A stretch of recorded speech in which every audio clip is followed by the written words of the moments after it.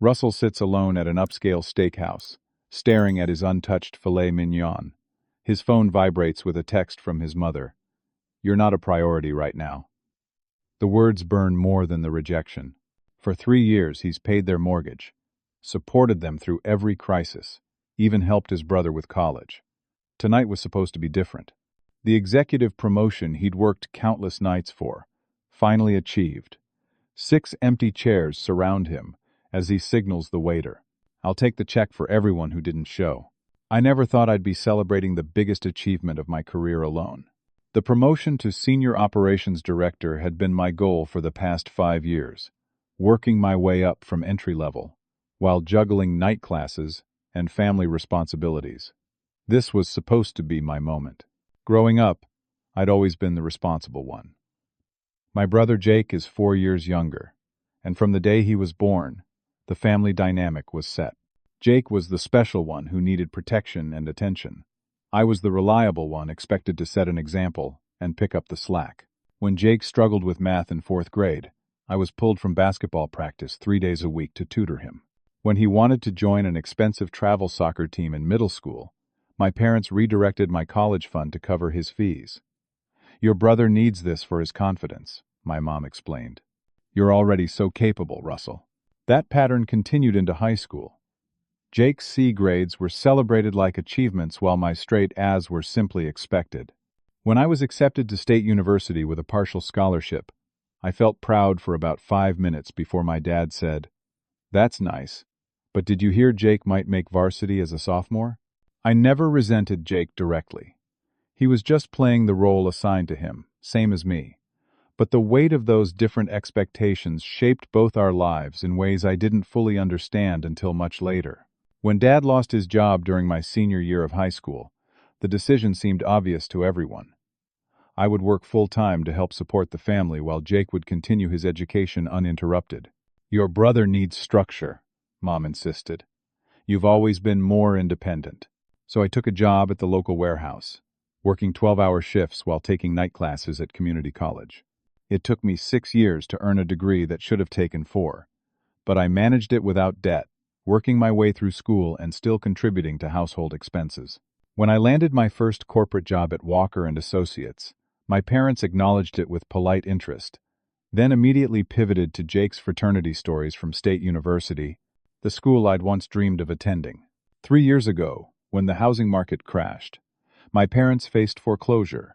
By then, I had saved enough for a down payment on my own place, but I couldn't watch them lose their home.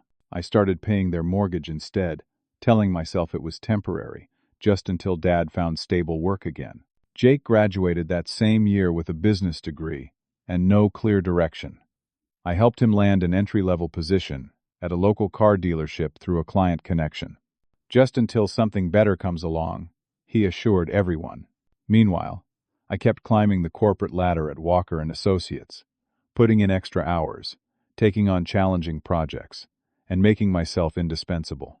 The promotion to Senior Operations Director would mean a significant pay increase and recognition of my hard work. When I received the news last week, planning the celebration dinner was my first thought. I reserved a private room at Morton's Steakhouse and personally invited my parents, Jake, my Aunt Laura, and Uncle Steve, and my grandparents. Everyone confirmed they would attend. My boss, Thomas, even offered to make a toast in my honor. I spent all day feeling excited, checking my phone periodically for any congratulatory messages. None came. At 6:30, I arrived early to make sure everything was perfect. By 7:15, no one from my family had arrived. I texted my mom, "Everything okay? Dinner starts soon." At 7:30, with only my coworkers present, we reluctantly began the meal. At 8, my phone vibrated with my mother's response, "You're not a priority right now." I was halfway through pretending to enjoy my steak when my Aunt Laura called. "Russell, honey, I'm so sorry we couldn't make your dinner," she said, genuine regret in her voice. "What happened? Is everyone okay?"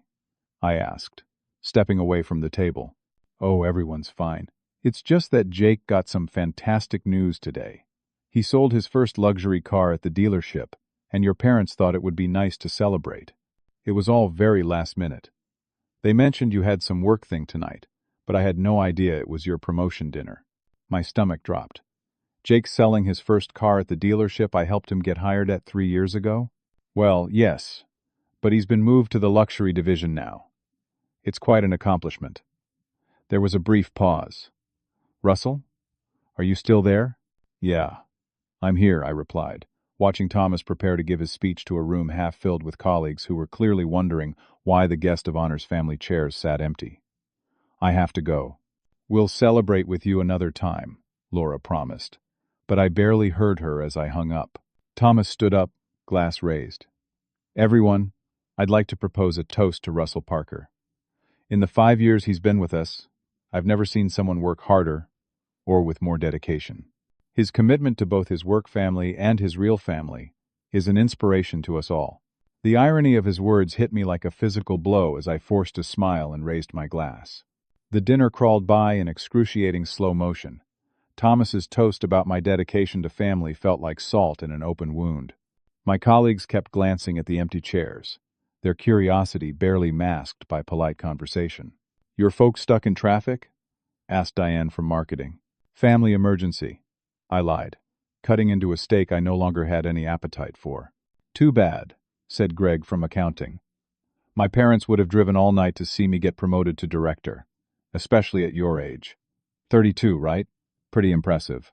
I nodded, swallowing both pride and embarrassment. Thanks. When the dessert plates were finally cleared, the waiter approached with the bill folder. Would you like to split this among the attendees, sir? I opened the folder and stared at the total. $2,147 for a celebration that had turned into a public humiliation. 6 untouched 5-course meals with wine pairings, an expensive private room, and a cake with congratulations written in chocolate. No, I'll cover it, I said, sliding my credit card into the folder.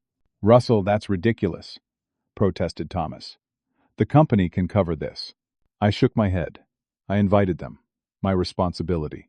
Thomas gave me a long look but didn't argue further. As my colleagues filtered out with awkward goodbyes and pats on the shoulder, I sat alone, finishing my 3rd glass of Cabernet, wondering what Jake's celebration looked like. Congratulations again on the promotion, the waiter said as he returned my card. I'm sorry your guests couldn't make it. I tipped him an extra $100. Someone should get something good out of this night. The drive home felt longer than usual. Rain had started to fall, matching my mood as I replayed the evening in my head. My phone buzzed several times with messages from colleagues' kind words about the promotion, nothing from my family. About halfway home, I spotted a car pulled over on the shoulder, hazard lights blinking. An older woman stood beside it, looking distressed in the rain. Despite everything, I couldn't just drive past. I pulled over and grabbed the umbrella from my back seat. Car trouble? I asked, holding the umbrella over her head. Oh, thank you, young man, she said, relief visible on her face. My tire blew out, and I don't have roadside assistance. I can change it for you, I offered, already rolling up my sleeves. Do you have a spare? 20 minutes later, I was back in my car, soaking wet despite the umbrella, my dress shoes and pants mud-splattered and my hands stained with tire grime. The woman had offered me $20, which I'd politely refused. Then at least tell me your name so I can remember who to thank in my prayers tonight, she'd insisted. Russell, I'd told her. Well, Russell, you're proof that good men still exist. Your parents raised you right. I didn't have the heart to correct her. When I finally arrived at my apartment, I immediately checked my phone. 4 new congratulatory texts from coworkers. Nothing from my parents or Jake. I opened my work email, determined to distract myself with productivity, but instead found myself scrolling through social media. That's when I saw it. My cousin Taylor had posted a photo from earlier that evening. The image showed my entire family, parents, grandparents, aunts, uncles, cousins, and Jake, at the center of it all, gathered around a shiny new Tesla. The caption read, "Family night for the real success story. So proud of Jake and his first luxury sale. The commission must be sweet to afford this beauty." I stared at the screen, the betrayal hitting me in waves. Not only had my family skipped my promotion dinner for Jake's celebration, but they were celebrating around the car I had helped him get. Just last month, Jake had called me in a panic. He'd been given the chance to move to the luxury division at the dealership, but needed to look the part. He needed a cosigner for a lease on a Tesla. "It's an investment in my career," he'd explained. "Once I start making commissions on the luxury cars, I'll easily cover the payments." Against my better judgment, I'd agreed. Jake had sounded so serious, so determined to finally stand on his own. I'd signed the papers, adding another financial responsibility to my load, but hoping it might be the push he needed toward true independence. Now, seeing my entire extended family gathered around that Tesla, champagne glasses in hand, while I sat alone in my apartment after paying a $2,000 dinner bill for guests who never showed, something inside me finally cracked. I opened my banking app and stared at my accounts. The mortgage payment for my parents' house was scheduled to process tomorrow, $700, as it had been every month for the past 3 years. I hovered my finger over the cancel payment button but couldn't bring myself to press it. Not yet. Instead, I opened a new browser tab and began searching for apartments in my parents' neighborhood. If my brother could afford a Tesla, surely he could afford to help them with the mortgage now. Sleep evaded me that night. I lay awake, scrolling through years of bank statements on my phone, cataloging a history of financial sacrifice I'd never fully confronted. It started small during my warehouse days. Jake needed textbooks for college, $400. Dad needed dental work insurance. Wouldn't cover $800. Mom's car needed a transmission, $2,000. Each time I dipped into my meager savings without complaint, delaying my own goals. When Jake was in his junior year, he called me at 2 in the morning. He'd been arrested for DUI after a fraternity party. He needed $3,000 for bail and another $2,000 for a lawyer. "Please don't tell Mom and Dad," he'd begged. "They'll kill me." I'd withdrawn the money from my down payment fund and driven 3 hours to post his bail. When the charges were reduced through the lawyer I paid for, Jake promised to pay me back. He never mentioned it again. After Jake graduated, he moved back home. "Just until I find my footing," he'd explained. 2 years later, he was still there, contributing minimally to household expenses while I continued supporting our parents from my one-bedroom apartment. When my parents faced foreclosure, the expectation that I would help seemed implicit. Mom called with the news, her voice shaking. "We're 3 months behind, and the bank isn't working with us anymore," she explained. "We need about $4,000 to catch up." I transferred the money that same day. The next month, when another payment came due, I covered that too. Then the next.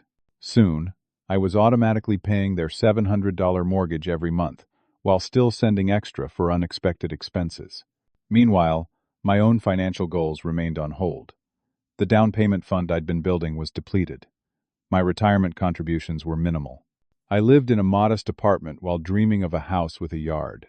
I finally fell asleep around 4 in the morning, my mind swimming with numbers and sacrifices.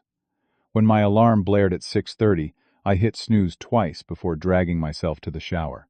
It was Saturday, but I had planned to go into the office to prepare for my new role.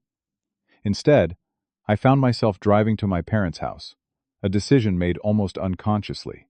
As I pulled into their driveway, I noticed immediate changes since my last visit 2 weeks ago. The front yard had new landscaping professionally done by the look of it. A fresh coat of paint brightened the exterior. These improvements would have cost several $1,000s at minimum. I sat in my car, processing this information while staring at the house I'd been financially supporting for years. The house that somehow had money for cosmetic upgrades, but not for its own mortgage. When I finally knocked on the door, my mother answered in new clothes I didn't recognize, her hair freshly colored and styled. "Russell," she exclaimed, seeming genuinely surprised. "We weren't expecting you. Come in, come in." Dad was in his recliner watching golf on a television that was definitely newer and larger than the one they'd had on my last visit. He wore a polo shirt with a country club logo I recognized from the expensive course across town. "Hey, son," he said, barely looking away from the screen. "What brings you by?" "I thought I'd check in," I replied, still standing awkwardly in the living room. "I missed you all last night." Mom at least had the decency to look slightly embarrassed. "Oh, that work dinner of yours.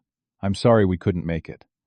Jake had some exciting news, and you know how he gets when he's excited. Needs the whole family around him. It wasn't just a work dinner, Mom. It was my promotion celebration. I'm now Senior Operations Director. I told you all about it when I invited you. Well, that's wonderful, honey, she said, patting my arm. Another step up the corporate ladder. You've always been so ambitious. The dismissive tone stung. Where's Jake? I asked, changing the subject. Still sleeping, Dad answered. Big night for him yesterday. Sold his first luxury car and treated us all to dinner at that new steakhouse downtown. Treated you? I questioned, remembering the Tesla photo. With what money? Mom frowned. Russell, don't be petty. Your brother is finally finding his path. We should all support him. I bit back a retort about who had been supporting whom, and instead walked over to the kitchen counter where mail was scattered. Bills, advertisements, and what looked like financial statements. Mind if I get some water? I asked, already moving toward the kitchen. Help yourself, Mom replied, disappearing upstairs, presumably to wake Jake. While filling a glass, I glanced through the papers on the counter. A statement from a landscaping company showed a $5,000 payment. A receipt for living room furniture totaling $3,200. A bill from the country club for monthly dues. As I leafed through the documents, a bank statement caught my eye. It showed a mortgage payment with a memo line that made my blood run cold. Jake's contribution. I picked up the statement, staring at it in disbelief. The payment amount and date matched my automatic transfer exactly. For a moment, I thought it must be a mistake, but then I noticed the same notation on statements from the previous 2 months. My brother had been taking credit for the mortgage payments I'd been making. I was still holding the statement when Jake stumbled into the kitchen, eyes puffy from sleep, wearing designer lounge clothes. Hey, bro, he yawned. What are you doing here so early on a Saturday? I held up the bank statement. Interesting notation here. Apparently you've been paying Mom and Dad's mortgage? Jake's eyes narrowed slightly before he shrugged. I help out where I can.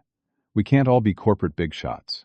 That's funny, I replied, keeping my voice level, because this payment comes from my account on the same day every month. Russell, my mother interrupted, having returned to the room. Don't make this into something ugly. Jake contributes in many ways. Like what exactly? I asked, unable to keep the edge from my voice. He lives here, she said, as if that were a contribution. He keeps us company. And now, with this new position selling luxury cars, he'll be helping financially too. Starting when? I pressed. Don't interrogate your brother, Dad called from the living room. He bought me these new golf clubs just yesterday. Top of the line. That's more than you've done lately. I stood there, stunned into silence, as the full picture became clearer. Not only had my family been taking my financial support for granted, but Jake had been actively taking credit for it while spending lavishly on gifts that made him look generous. I need to use the bathroom, I muttered, needing a moment alone to collect my thoughts. In the hallway, I noticed the home office door ajar. Inside were stacks of financial documents on the desk. Normally I would never snoop, but something compelled me forward. Among the papers was a folder labeled Home Refinance. Curious, I opened it to find documentation of a recent second mortgage taken out on the house. The papers had both my parents' signatures and what appeared to be mine, but I had never signed anything related to a refinance. The signature looked convincing at first glance, but certain details were off.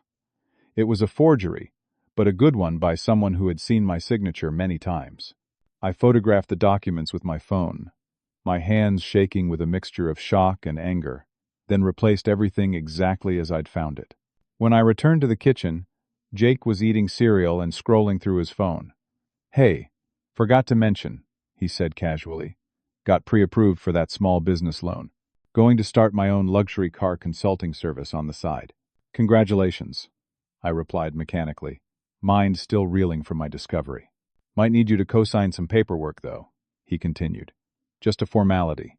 Banks love your credit score. I nodded non-committally and made an excuse to leave, promising to return for Sunday dinner tomorrow. As I drove away, the pieces were starting to come together, and the picture they formed was more disturbing than I could have imagined. Sunday dinner had been a tradition in our family for as long as I could remember. No matter what happened during the week, we gathered around my parents' dining table at 5 o'clock sharp. I hadn't missed one in months. After discovering the forged refinancing documents, I spent the rest of Saturday researching. I learned the house had been refinanced for $150,000, far more than needed to cover the remaining mortgage. Where had that money gone? I arrived at my parents' home at 4:30 on Sunday, deliberately early. Jake's Tesla was already in the driveway, gleaming in the afternoon Sunday. Inside, I found my mother in the kitchen preparing roast beef, potatoes, and green beans, the same meal we'd had nearly every Sunday for years. "Can I help?" I offered. "You could set the table," she suggested, seeming pleased by my offer. As I arranged plates and silverware, I casually asked, "So how are things going financially?" Dad mentioned business has been slow at the shop. Mom waved a dismissive hand. "Oh, we're managing. Your father might not be bringing in what he used to, but we're comfortable. The house looks great with all the improvements," I observed. "Must have cost a pretty penny." She beamed with pride. "Jake helped us arrange everything. He knows a guy who does landscaping, got us a deal on the furniture too." "Seems like a lot of big purchases all at once," I pressed gently. Her expression tightened slightly. "Russell, I know you like to worry about money, but we're fine. Jake has some excellent investment opportunities lined up. We're finally going to build that retirement nest egg your father deserves." Before I could ask more, the front door opened, and my father walked in, followed by Jake, and two people I didn't immediately recognize. "Look who I ran into at the country club," Dad announced. It was my Uncle Tom and his wife, Susan, Mom's brother and sister-in-law. "We thought we'd crash Sunday dinner," Uncle Tom laughed. "Jake invited us. Said there was big news to share." I raised an eyebrow at Jake, who merely smiled and clapped Uncle Tom on the shoulder. "More people to celebrate with," he said cryptically. During dinner, the conversation revolved entirely around Jake's new position selling luxury cars and his plans for a side business. "So this consulting thing," Uncle Tom asked, "what exactly would you be doing?" Jake leaned forward eagerly. "Basically, I'd be connecting high-net-worth individuals with their dream cars. Not just selling, but creating a whole luxury experience. I've already got investors interested." "Investors?" I asked, speaking up for the first time. "Who's investing?" "I've got a few people lined up," Jake replied vaguely. "People who recognize opportunity when they see it." "Like who?" I pressed. "Russell," my mother interrupted, "let your brother talk. This is exciting news." I fell silent, watching as Jake captivated our family with promises of quick returns and exclusive opportunities. He even mentioned having access to pre-IPO shares in a tech company through a connection. "In fact," he said, turning to Uncle Tom, "I was going to talk to you about possibly coming in as an early investor. Minimum buy-in is $50,000, but I might be able to get you in for $30 if you act quickly." I nearly choked on my water. Jake was openly soliciting investment from our family at the dinner table. "Sounds interesting," Uncle Tom nodded. "Send me the details." I couldn't stay quiet any longer. "Jake, what exactly is the business model here? Where's the revenue coming from?" His smile tightened. "It's complicated, but essentially we're creating a membership-based luxury concierge service. The initial investment helps secure exclusive inventory. So people pay you before you deliver any cars?" I clarified. "Sounds like a down payment, not an investment." "Russell," my father said sharply, "not everyone wants to climb the corporate ladder like you. Some of us have entrepreneurial vision." "It's not about vision, Dad. It's about basic business fundamentals," I countered. Jake laughed, diffusing the tension. "Always the analyst, bro. Not everything needs a spreadsheet and 5-year projection. Sometimes you gotta take risks." "Speaking of risks," my mother interjected, clearly trying to change the subject, "Russell just got a big promotion at his company. Senior something or other." "Senior Operations Director," I corrected. "The dinner you all missed Friday night was to celebrate that." An awkward silence fell over the table. "Well, congratulations," Uncle Tom offered. "What does that role involve?" Before I could answer, Jake interrupted. "Hey, I almost forgot to tell you all about the customer who bought the Porsche yesterday. Guy was a total tech mogul, had this amazing story about. And just like that, the conversation shifted back to Jake. I sat there, picking at my food, feeling increasingly invisible. After dinner, I helped Mom clear the table while Dad, Jake, and our relatives moved to the living room. I could hear them discussing investment opportunities, Jake's voice rising with excitement. "Mom," I said quietly as we loaded the dishwasher, "I'm concerned about this refinance you and Dad did on the house." She froze momentarily, then continued rinsing a plate. "What do you mean?" "I saw the paperwork yesterday. You took out a $150,000 second mortgage." "You were snooping through our private documents?" Her voice had an edge I rarely heard. "I wasn't snooping. The folder was open on Dad's desk when I walked by." "Well, it's none of your business anyway. Your father and I are perfectly capable of managing our finances." "Mom, my signature is on those documents. A signature I never provided." Her face paled slightly. "There must be some mistake." "No mistake. Someone forged my signature on a legal document. That's fraud." Before she could respond, I heard raised voices from the living room. Jake was on his phone, his expression agitated. "What do you mean the payment didn't go through?" he was saying. "I sent it last week." "Well, check again." He ended the call and looked up to find everyone staring at him. "Just a mix-up with the Tesla payment," he explained with a forced laugh.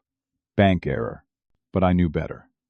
The Tesla payment was automatically deducted from my account as co-signer. If it hadn't gone through, that meant Jake had never set up his portion of the payment. I was about to confront him when my phone rang. It was a number I didn't recognize, but I answered anyway, stepping into the hallway for privacy. "Is this Russell Parker?" A male voice asked. "Yes. Who's this?" "This is Michael Torres from Capital One Financial. We're calling about the overdue payment on your Platinum business card. You're currently 30 days past due on a balance of $27,000. I felt like I'd been punched in the stomach. There must be some mistake. I don't have a Capital One business card." "Sir, the account was opened 6 months ago under your name and social security number. We have the application on file with your signature." "Another forgery. I never applied for this card. This is fraud." "In that case, sir, I recommend you file a police report and contact our fraud department immediately." I ended the call and leaned against the wall, trying to process this new information. Someone had opened a credit card in my name and racked up nearly $30,000 in debt. When I returned to the living room, Jake was showing Uncle Tom something on his phone investment prospectuses by the look of it. My father was nodding enthusiastically while my mother hovered nervously nearby. I stood in the doorway, watching my family, seeing them clearly perhaps for the first time. Jake wasn't just taking credit for my financial support. He was actively exploiting both our parents and me. And my parents were not just enabling him, they were willing participants. As if sensing my gaze, Jake looked up. "Everything okay, bro? You look like you've seen a ghost." In that moment, I heard my mother's phone ring from the kitchen. She hurried to answer it, and I followed, a suspicion forming. "Hello," she answered. Then, "Yes, this is Mrs. Parker." I watched as her expression changed from confusion to alarm. "Credit card?" "No, my son doesn't have an American Express business account. There must be some mistake. Another fraudulent card." In that moment, I knew with absolute certainty who was responsible. My mother hung up and turned to find me standing there. "Russell, there's someone claiming you have an overdue credit card payment." "That's the second call I've received in the last 10 minutes, I said flatly. "Someone has been opening credit cards in my name, and I think we both know who." Her face showed a flash of recognition before settling into denial. "I'm sure there's a simple explanation. Identity theft is so common these days." "Yes," I agreed, "especially when the thief has easy access to your personal information." I walked back to the living room where Jake was still talking animatedly with Uncle Tom and my father. "Jake," I interrupted, "we need to talk. Now." My brother looked annoyed at the interruption but followed me onto the back porch. "What's your problem?" he demanded, once we were alone. "I just got calls about 2 different credit cards opened in my name that I never applied for. Together they have balances of over $50,000. Jake's expression shifted from annoyance to wariness. That sucks, man. Identity theft is rampant these days. Cut the crap, Jake. I know it was you. Just like I know you forged my signature on Mom and Dad's refinancing documents. His face hardened. Careful, bro. Those are serious accusations. I have proof, I bluffed, watching his reaction carefully. A flicker of panic crossed his features before he regained his composure. Look, I don't know what you think you know, but you're wrong. And even if you weren't, who do you think Mom and Dad would believe? The son who's always been there for them? Or the one who's always too busy climbing the corporate ladder to visit more than once a week? The son who's been paying their mortgage for 3 years, I countered. Jake laughed, a cold sound I'd never heard from him before. You think they care about that? They expect it from you. It's the bare minimum in their eyes. Meanwhile, every little thing I do is a miracle. Just then the door opened and my mother stepped onto the porch. Everything okay out here? She asked, looking between us anxiously. Fine, Mom, Jake said, instantly reverting to his charming self. Russell's just having a rough day. Work stress, you know how it is. Before I could respond, I heard what sounded like my father's voice raised in alarm from inside the house. We all hurried back in to find him on the phone, his face ashen. But that's impossible, he was saying. We just refinanced. Yes, I understand, but no, my son would never. He looked up as we entered, his expression a mixture of shock and betrayal. For a moment, I thought he'd finally discovered Jake's deception. But when he hung up, he turned to me with accusation in his eyes. The bank says you've initiated proceedings to contest the refinance, he said. They're freezing the funds and launching an investigation. Russell, how could you do this to us? I stood there in stunned silence, as Jake put a comforting arm around our father's shoulders. What's going on? Uncle Tom asked from the couch, looking confused. My son, my father said with a trembling voice, is trying to put us out on the street. I left my parents' house in a daze, my father's accusation ringing in my ears. Somehow, Jake had managed to turn the situation completely around, making me the villain in a story where I was actually the victim. Back in my apartment, I sat at my kitchen table with a legal pad, trying to make sense of everything. I listed out what I knew for certain. 1. My family had skipped my promotion dinner to celebrate Jake's first luxury car sale. 2. Jake was taking credit for the mortgage payments I'd been making for 3 years. 3. My parents had refinanced their house with my forged signature on the documents. 4. Multiple credit cards had been opened in my name without my knowledge. But there were still too many unanswered questions. Where had the refinance money gone? How many fraudulent accounts were out there in my name? And most importantly, how deep did my family's betrayal run? I started with the credit cards, calling each company to report fraud and request copies of statements. By midnight, I had discovered 5 different accounts opened in my name over the past year, with combined balances exceeding $90,000. The charges were for restaurants, luxury goods, travel, and large cash advances. Next, I pulled my credit report. The damage was worse than I'd feared. My once perfect credit score had plummeted due to late payments on accounts I never knew existed. There were also inquiries from lenders I'd never contacted, suggesting Jake had been applying for even more credit in my name. Sleep was impossible.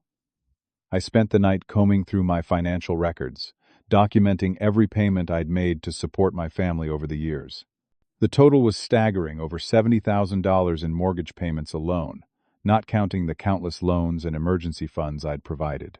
When morning came, I called in sick to work for the first time in years. Then I made 2 appointments, one with a financial attorney specializing in identity theft, and another with my bank. At the bank, I met with Margaret, a personal banker who had handled my accounts for years. Russell, I'm concerned about these transactions you flagged, she said, reviewing the documents I'd brought. You're saying all these signature cards were forged? Yes, I confirmed.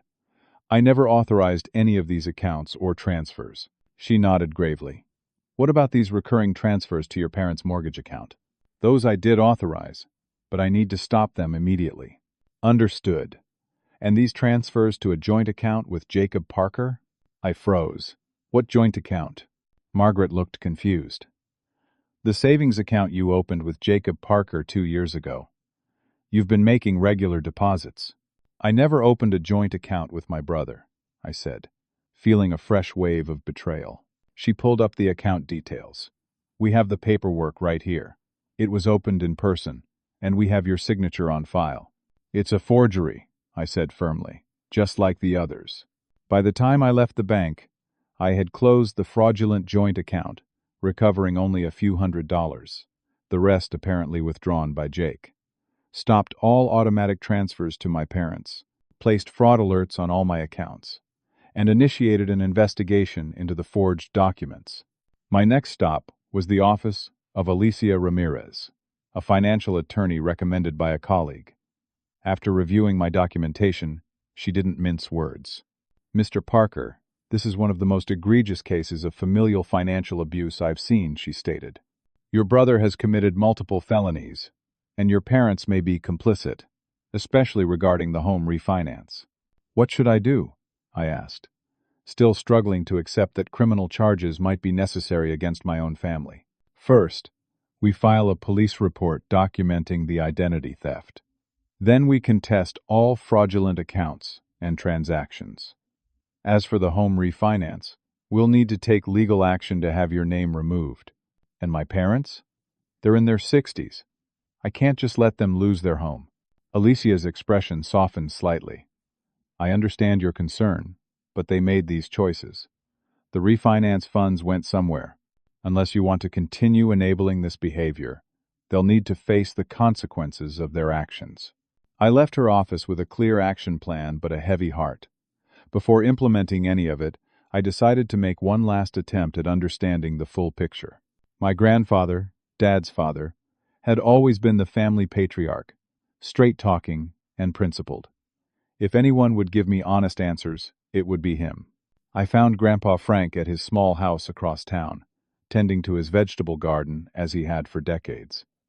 At 84, he still maintained the property himself, refusing help from anyone. Russell, he greeted me, wiping his hands on his jeans. Wasn't expecting you today. I need your advice, Grandpa, I said, following him inside. Over coffee at his kitchen table, I laid out everything I'd discovered.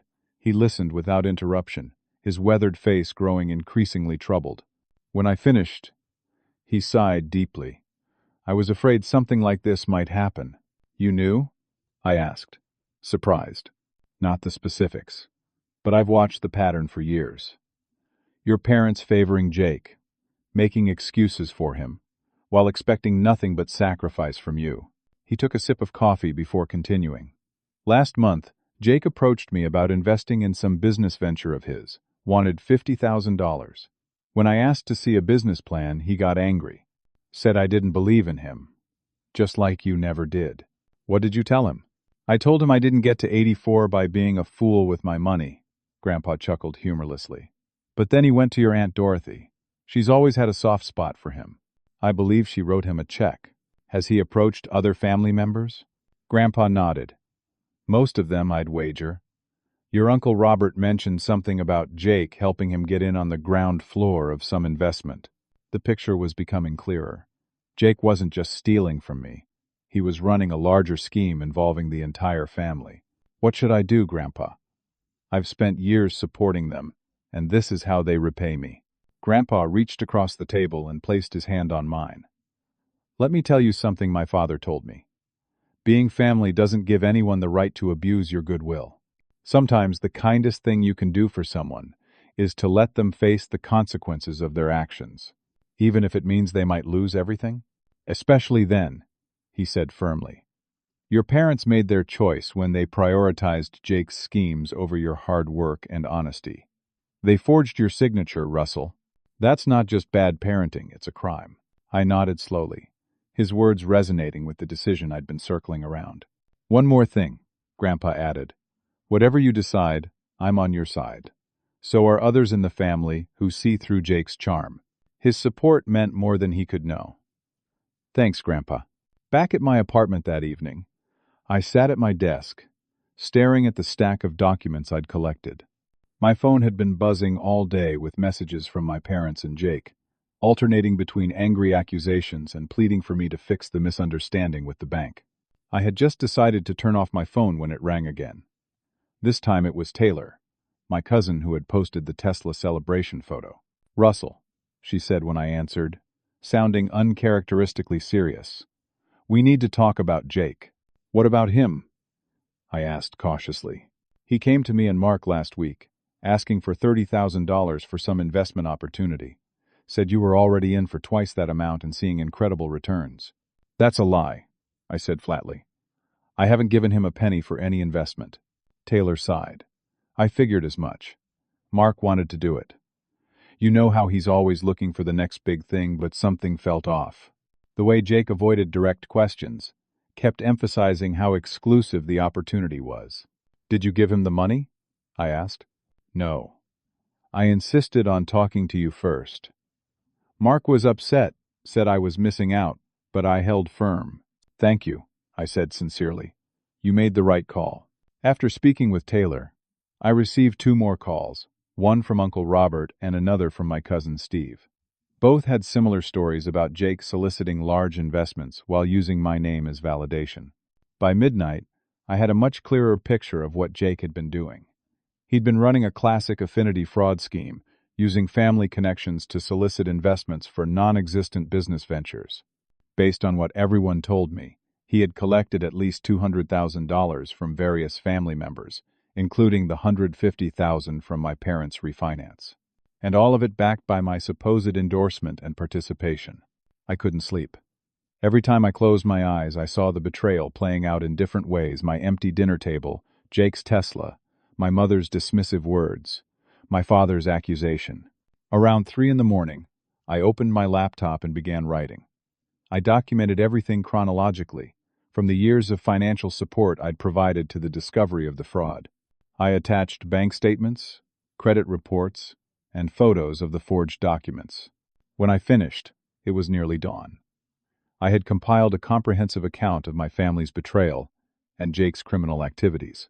This wasn't just about protecting myself anymore. It was about protecting the rest of my family from further exploitation. I sent the document to Alicia, my attorney, with instructions to proceed with all necessary legal actions. Then I wrote a separate email to my boss, explaining that I needed a few personal days to handle a family emergency. Just as the sun was rising, I received a text from Jake. "We need to talk. Family meeting at Mom and Dad's tonight at 7. Be there." It wasn't a request. It was a summons. For a brief moment, I considered ignoring it. But then I realized this might be my only chance to confront everyone at once, to lay out the truth before the legal proceedings began. I texted back one word: "Fine." Then I finally collapsed into bed, emotionally exhausted, but somehow lighter. For the first time in years, I would no longer be carrying my family's financial burdens. Whatever happened next, I would face it on my own terms. The house I'd grown up in, the house whose mortgage I'd paid for 3 years, looked different to me as I approached it that evening. The fresh paint and new landscaping no longer represented a home but a monument to deceit. When I knocked, my father opened the door. His expression was stern, his posture rigid. "We're in the living room," he said without greeting, turning away before I could respond. Inside, my parents sat on the couch, shoulders touching in solidarity. Jake occupied Dad's recliner, the seat of authority in our household. My Aunt Laura and Uncle Steve sat awkwardly on dining chairs that had been brought in for the occasion. "What's going on?" I asked, remaining standing. "Why are Aunt Laura and Uncle Steve here?" "Support," my mother said stiffly. "This affects the whole family." Jake leaned forward, assuming the role of mediator. "Russell, we're all very concerned about your recent actions. Contesting the refinance, making accusations, freezing accounts. It's causing serious problems for Mom and Dad." "Causing problems?" I repeated incredulously. "Like identity theft and forgery? Don't cause problems?" "Nobody stole your identity," my father cut in. "We're family. We help each other. When you weren't available to sign the refinance papers, Jake signed for you. It wasn't malicious." "Not available?" You never even asked me. My mother made a placating gesture. We knew you were busy with work. We didn't want to bother you with paperwork when Jake was perfectly capable of handling it. I stared at her in disbelief. That's not how legal documents work, Mom. You can't just forge someone's signature because it's convenient. It wasn't forgery, Jake insisted. It was helping family in a time-sensitive situation. And the credit cards? I pressed. The joint account? Were those also just helping family? A flash of uncertainty crossed my parents' faces. Clearly they hadn't known about everything. What credit cards? My father asked. Before Jake could interject, I pulled out the folder I'd brought. 5 credit cards opened in my name, without my knowledge or consent. Total balances of over $90,000. A joint savings account with Jake that I never opened, systematically drained of every deposit. I'm sure there's an explanation, my mother said weakly, looking to Jake. There is, I agreed. The explanation is that Jake has been committing fraud, using my identity to fund his lifestyle and his schemes. Jake stood up, his charm replaced by cold anger. That's enough, Russell. You've always been jealous of me. Always resented that Mom and Dad love me more. Love you more? I laughed bitterly. They enabled you. There's a difference. And I was complicit because I kept financially supporting all of you while you took advantage of me. Supporting us? My father scoffed. You write a check once a month and think that entitles you to dictate how we live? That check, I said slowly, covered the entire mortgage for 3 years. While I lived in a 1-bedroom apartment and delayed my own life goals, you remodeled this house, joined a country club, and bought luxury items, all while Jake took credit for my contributions. Aunt Laura gasped softly. Rick, is that true? Has Russell been paying your mortgage all this time? My father shifted uncomfortably. He helps out sometimes. We've all been going through tough times. Not too tough for new furniture and landscaping, I pointed out. Not too tough for country club memberships and golf clubs. You don't understand, my mother interjected. Your father deserves some comfort after working hard all his life. And what about what I deserve? I worked hard too. I put myself through college while working full-time. I climbed the corporate ladder through merit and dedication. I sacrificed to support this family.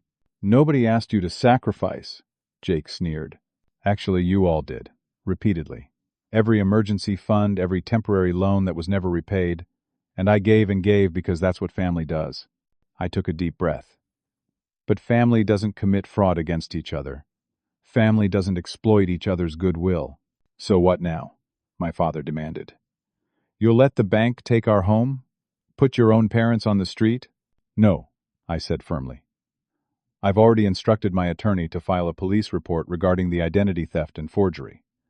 I've also initiated proceedings to have my name removed from the fraudulent refinance. What happens to this house after that is up to you.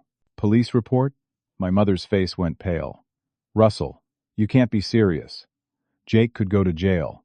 Actions have consequences, Mom. Jake committed multiple felonies.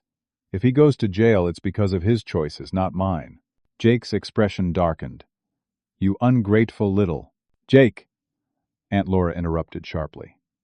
That's enough. She turned to my parents. Rick, Nancy, I think you need to listen to what Russell is saying. This is serious. My father shook his head stubbornly. No son of mine would put his brother in jail over a simple misunderstanding. This isn't a misunderstanding, I insisted. It's systematic fraud and exploitation, and it stops now. I pulled out my phone and brought up an email. I've documented everything: the forged signatures, the fraudulent accounts, the misappropriated funds.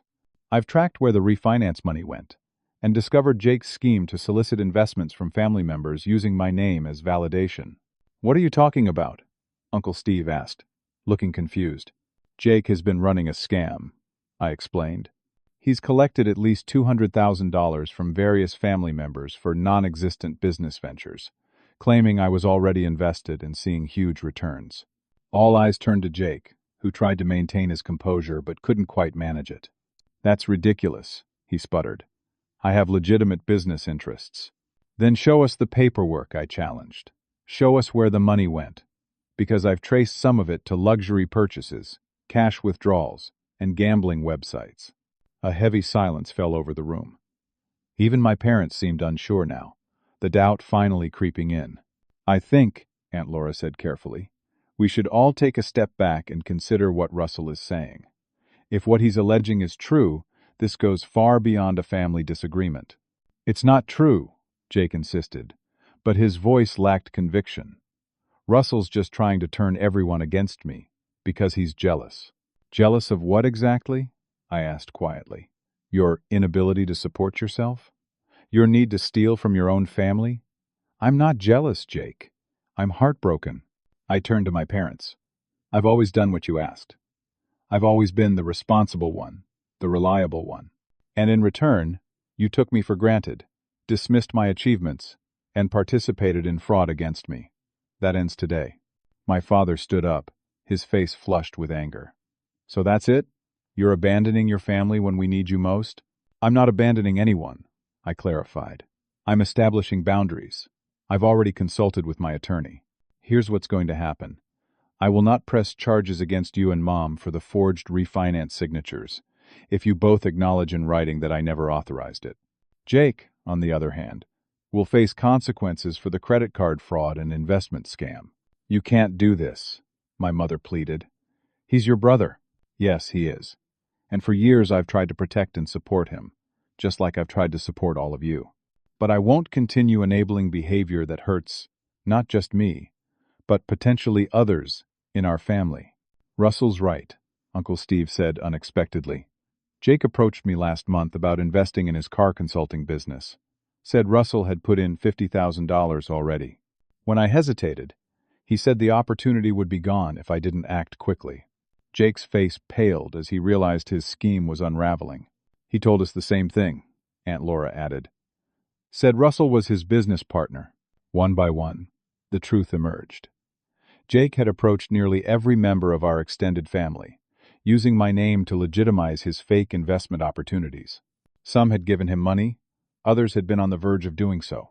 My parents sat in stunned silence as the full extent of Jake's deception became clear. It wasn't just about forging my signature or opening fraudulent credit cards. It was about systematically exploiting family connections for financial gain. "I don't understand," my mother finally said, her voice small. "Jake, why would you do this?" Jake's charm had completely evaporated, replaced by defensive anger. "Because it was easy," he spat. "Because all of you are so eager to believe in my success that you never asked the hard questions. Russell was the only one who ever challenged me, who ever made me feel less than perfect. So yes, I used his name, took his credit. He deserved it for always making me look bad by comparison." The raw honesty of his admission left everyone speechless. For the first time, Jake had dropped the facade and revealed the resentment that had been driving his actions. "I didn't make you look bad," I said quietly. "Your choices did that." I stood up, gathering my documents. "I'll give you all some time to process this. Uncle Steve, Aunt Laura, I've emailed you the contact information for my attorney. She can help you recover any funds you may have given Jake." "Where are you going?" my mother asked, sounding lost. "Home," I replied simply. "I have a life to rebuild." As I reached the door, my father called out, his voice gruff with emotion. "Son, wait." I turned, waiting. "The mortgage," he said, struggling with the words. "We can't, without your help." "You have options," I told him. "Sell the house and downsize.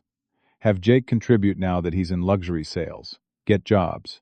But whatever you decide, it won't be my responsibility anymore." With that, I walked out, feeling the weight of years of obligation lifting from my shoulders with each step. It wasn't about abandoning my family. It was about finally recognizing my own worth. Behind me, I heard Jake's voice raised in anger, my mother's tearful protestations, my father's gruff denials. But for the first time in memory, their drama didn't pull me back in.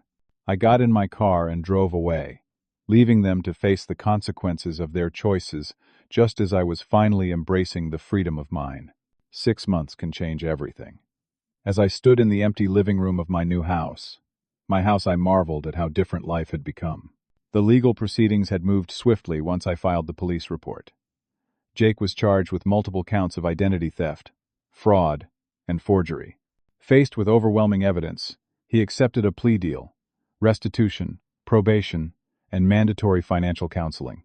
The judge, impressed by my willingness to advocate for alternatives to prison time, had been lenient. My parents had been forced to sell their house when they couldn't keep up with the mortgage payments on their own. The sale had provided enough money to pay off their debts and purchase a modest condo. My father had come out of retirement to work part-time at a hardware store, while my mother had taken a position as a school secretary. The transition hadn't been easy for any of us. For weeks after the confrontation, my parents had alternated between angry accusations and tearful pleas for me to reconsider. My decision to press charges against Jake had been seen as the ultimate betrayal, even as evidence of his wider deception mounted. But slowly, reality had set in. Other family members who had been victimized by Jake's scheme stepped forward. The full extent of his financial manipulation became impossible to deny. My parents had been forced to face the truth about their favorite son and their own complicity in his behavior. The first step toward reconciliation had come unexpectedly. 3 months after the confrontation, my grandfather had organized a family meeting not to ambush me this time, but to clear the air. My parents had attended reluctantly, still nursing their sense of betrayal. Grandpa Frank had moderated the discussion, with the straightforward wisdom that had guided our family for decades. He'd insisted that everyone speak honestly, but respectfully. No accusations, just facts and feelings. My father had gone first, his pride making each word a struggle. "I still don't understand why you couldn't have handled this privately," he'd said. "We're family." "That's exactly why it hurts so much," I'd replied. "Because we're family. Because I trusted you, supported you, and you took advantage of that trust." My mother had been quieter, her anger giving way to confusion. "We never meant to hurt you, Russell. We just didn't think you'd mind helping out. You've always been so capable, so independent. Did you ever consider that I might need support too?" I'd asked. "That I might have my own dreams beyond funding everyone else's?" The conversation had been painful but necessary. For the first time, I'd articulated feelings I'd suppressed for years. The resentment at being taken for granted, the hurt at having my achievements dismissed, the betrayal of having my identity stolen by the people I trusted most. My parents had listened, truly listened, perhaps for the first time. They hadn't immediately accepted responsibility or apologized, but they'd heard me. It was a start. Jake had not been present at that first meeting. He was still angry, still blaming me for his predicament. But as the weeks passed and he began the process of making restitution, something had shifted in him too. 2 months ago, he'd reached out to me directly. We'd met at a neutral location, a coffee shop downtown. He'd looked different, humbler, less polished, more genuine. "I've been doing a lot of thinking," he'd said, staring into his coffee, "about why I did what I did. It wasn't just about the money." "What was it about?" I'd asked. "Competing with you," he'd admitted. "All my life I've felt like I couldn't measure up. You were the smart one, the responsible one, the one everyone could count on. The only way I could get attention was by being the charming one, the special one. And when that wasn't enough anymore, I started cutting corners." His honesty had surprised me. "I never saw it as a competition, Jake." "I know," he'd sighed. "That almost made it worse. You weren't even trying to win, you were just being you. And everyone, even Mom and Dad, though they'd never admit it, respected you more for it." That conversation had been the beginning of a tentative reconciliation.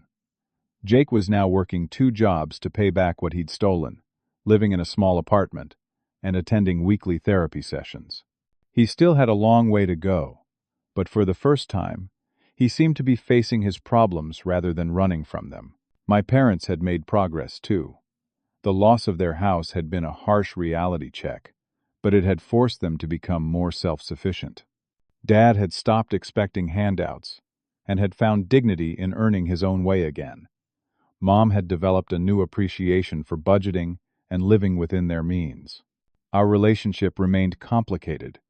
There were still awkward silences, unspoken resentments, and tender spots we avoided in conversation. But we were talking. We were working through it. And most importantly, we were establishing healthier boundaries. Now, as I prepared to host my housewarming party, I felt a mix of emotions: pride in what I'd accomplished on my own, sadness for the family dynamics that had been forever altered, hope for the new relationships we were building. The doorbell rang, interrupting my thoughts. My grandparents were the first to arrive, bearing a homemade apple pie and warm hugs. "Beautiful place, Russell," Grandpa Frank approved, looking around. "You earned this." More guests arrived: colleagues from work, friends who had supported me through the difficult months, family members who had stood by me when the truth came out. My boss, Thomas, arrived with his wife. "Congratulations again on the house," he said. "And on the director of operations position. The promotion suits you." I thanked him, still amazed at how my career had flourished once I'd stopped allowing my family's demands to distract me from my goals. Aunt Laura and Uncle Steve brought a houseplant and sincere well wishes. We had grown closer in recent months, united by our shared experience with Jake's deception and our determination to help him find a better path. Taylor and her husband Mark were next, full of compliments about the house and updates on their lives. Several other cousins and friends followed, filling my new home with conversation and laughter. I was arranging drinks in the kitchen when the doorbell rang again. When I opened it, I found my parents standing awkwardly on the porch, a small gift bag in my mother's hands. "We weren't sure if the invitation was still open," my father said gruffly. "It is," I assured them, stepping aside to let them in. My mother looked around the house with genuine admiration. "It's lovely, Russell. Really lovely." "Thanks," I said. "Would you like a tour?" As I showed them through the three-bedroom craftsman home, I could see them noticing the details: the home office where I sometimes worked remotely, the spare bedroom I'd set up for guests, the backyard with its small garden and patio. "You've done well for yourself," my father commented. And I heard what he didn't say. "You've done this without our help. I've worked hard for it," I acknowledged. In the kitchen, my mother handed me the gift bag. "It's not much," she said apologetically. "Just a little housewarming present." Inside was a framed photograph of me at college graduation, proudly holding my hard-earned diploma. I remembered the day clearly: how I'd worked a morning shift before the afternoon ceremony, how I'd paid for my own cap and gown, how I'd felt such pride in what I'd accomplished despite the obstacles. "I found it when we were packing up the house," my mother explained. "I realized we never properly celebrated this achievement. I'm sorry for that, Russell. I'm sorry for a lot of things." It wasn't a complete apology, but it was a start. A recognition of past failures, and a desire to do better. "Thank you," I said sincerely. "This means a lot." The last guest to arrive was Jake. He stood at the door hesitantly, empty-handed, but carrying the weight of our complicated history. "Can I come in?" he asked. I nodded, making room for him to enter. He looked around, taking in the house and the gathering of people. "Nice place," he said. And for once, there was no envy or calculation in his tone, just genuine appreciation. "Thanks," I replied. "There's food and drinks in the kitchen if you want some." He shook his head. "Maybe in a bit. Actually, I wanted to give you something first." He reached into his pocket and pulled out an envelope. "It's not much, but it's a start." Inside was a check for $2,000, the amount I'd paid for the promotion dinner all those months ago. "I can't pay back everything at once," Jake explained, "but I'm working on it." This seemed like a good place to start.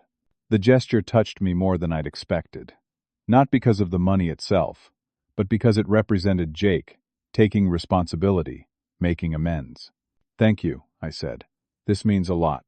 As the party progressed, I watched my fragmented family cautiously reintegrating. There were awkward moments and careful conversations, but also genuine laughter and connection. We were finding our way back to each other, not as we had been, but as we could be, with honesty, respect, and appropriate boundaries. Later, as guests began to leave, my grandfather pulled me aside. "I'm proud of you," he said simply. "Not just for the house or the job, but for having the courage to break an unhealthy pattern. It would have been easier to keep enabling them, to avoid the conflict. You chose the harder path, and everyone's better for it." His words crystallized something I'd been feeling, but couldn't quite articulate: By refusing to continue in my role as the family financial support system, I had forced everyone, including myself, to grow and change. My parents were learning self-sufficiency in their 60s. Jake was facing the consequences of his actions and developing genuine skills instead of relying on manipulation.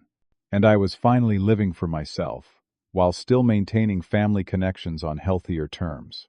As the last guests departed, I stood on my front porch, watching the sunset over my new neighborhood.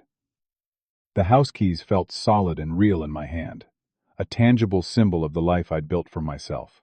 Inside, the remnants of the party, empty glasses, plates with cake crumbs, flowers in vases, filled my home with evidence of new beginnings and second chances. Tomorrow, I would clean up, establish new routines, continue building the life I wanted. But for now, I simply stood there, feeling grateful for the painful lessons that had brought me to this moment of clarity and peace. Sometimes it takes losing your way to find a better path. Sometimes the harshest betrayals lead to the most necessary growth. And sometimes, the family you rebuild after everything falls apart is stronger than the one you had before. Have you ever had to set difficult boundaries with loved ones to protect yourself? What did it teach you about the balance between supporting others and taking care of your own needs? Comment below with your experiences and insights. And if this story resonated with you, please like, subscribe, and share it with someone who might need to hear it. Thank you for listening to my journey. I hope it brings you some comfort if you're facing similar challenges.